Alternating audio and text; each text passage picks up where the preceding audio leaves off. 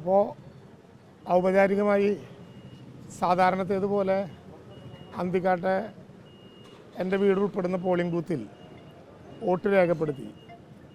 വലിയ ശുഭപ്രതീക്ഷയോടെയാണ് ഈ തെരഞ്ഞെടുപ്പിലും ഇടതുപക്ഷ ജനാധിപത്യ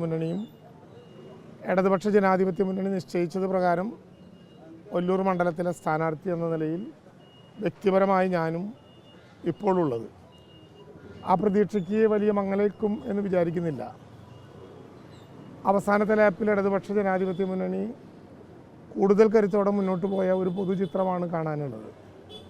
സാധാരണത്തേതുപോലെ വ്യാപകമായിട്ടുള്ള തെറ്റായ പ്രചരണ പ്രവർത്തനങ്ങളും ചർച്ചകളും സംവാദങ്ങളും ഒക്കെ ഉണ്ടായിരുന്നു. ഇത് തെരഞ്ഞെടുപ്പുമായി മാത്രം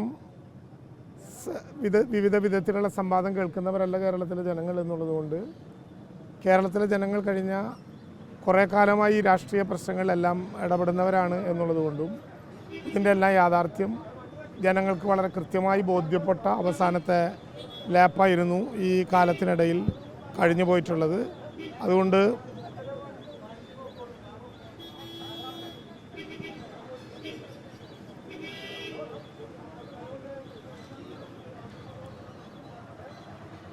അതുകൊണ്ട് വളരെ ആവേശകരമായിട്ടുള്ള പൊതുവായിട്ടുള്ള ഒരു സ്ഥിതിയാണ് ഇന്നുള്ളത് എന്ന് തന്നെയാണ് ഞങ്ങൾ മനസ്സിലാക്കുന്നത്.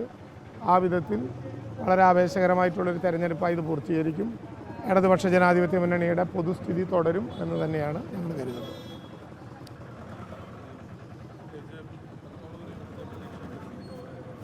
വിജയപ്രതീക്ഷ വളരെ ഉയരത്തിലാണ്. തീർച്ചയായിട്ടും ഇടതുപക്ഷ ജനാധിപത്യ മുന്നണി വിജയിക്കും. ഇടതുപക്ഷ ജനാധിപത്യ മുന്നണിയുടെ സ്ഥാനാർത്ഥിയാണ് എന്നുള്ളതുകൊണ്ട് ഒല്ലൂരിലെ വിജയവും സുനിശ്ചിതമാണ് എന്നുള്ള പൊതുധാരണയാണ് നമുക്കെല്ലാവർക്കും ഉള്ളത്. ജനാധിപത്യത്തിന് ഭൂഷണമല്ലാത്ത കാര്യങ്ങളാണിതെല്ലാം. സാധാരണ നിലയിൽ ആശയ സമരമാണ് ഒരു ജനാധിപത്യ തെരഞ്ഞെടുപ്പ്. ആ തെരഞ്ഞെടുപ്പിനെ ഏതെങ്കിലും വിധത്തിൽ ഒരു തരത്തിലുള്ള സ്വാധീനമോ പ്രകടനമോ നടത്തുന്നത് ഗുണകരമായിരിക്കില്ല എന്നു തന്നെയാണ് പൊതുജനതയുടെ അഭിപ്രായം. ജനങ്ങളുടെ വികാരം കണക്കിലാക്കാതെ ജനാധിപത്യത്തെ ഏതെങ്കിലും വിധത്തിൽ കിറ്റ് കൊടുത്തോ പണം കൊടുത്തോ നമ്മുടെ നാട്ടിലെ ജനങ്ങളുടെ പൊതുവായിട്ടുള്ള ഹിതത്തെ അട്ടിമറിക്കാമെന്ന് ആരെങ്കിലും കരുതുന്നുണ്ടെങ്കിൽ അവർക്കുള്ള മറുപടി കിട്ടാൻ പോകുന്നത് കോടതിയേക്കാൾ പ്രധാനമായി ജനങ്ങളുടെ കോടതിയിലാണ്. അതാണ് ഇന്ന് നടക്കുന്ന തെരഞ്ഞെടുപ്പ്. ആ തെരഞ്ഞെടുപ്പിൽ ജനങ്ങൾ ഇത്തരത്തിലുള്ള തെറ്റായ നടപടികൾക്കെതിരായിട്ടുള്ള പൊതുവികാരം വളരെ ശക്തമായി പോളിങ്ങിലൂടെ ജനവിധിയിലൂടെ പ്രകടിപ്പിക്കുമെന്ന് തന്നെയാണ് ഞാൻ കരുതുകയും ചെയ്യുന്നത്.